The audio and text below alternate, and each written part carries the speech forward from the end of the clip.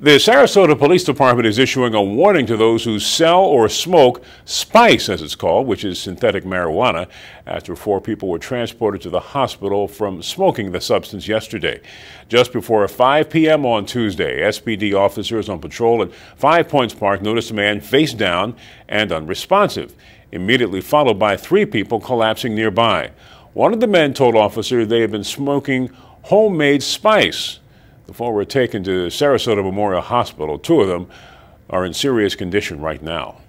Last night we had 4 individuals that were at Five Points Park who ingested a substance that was known as spice. They were smoking it out of an apple, and they all became very ill and sick. 2 on a critical level and 2 very serious. Well, Chief Bernadette DePino says they'll be purchasing spice from local stores and sell it, and if it comes back as illegal substances, they will prosecute to the full extent of the law.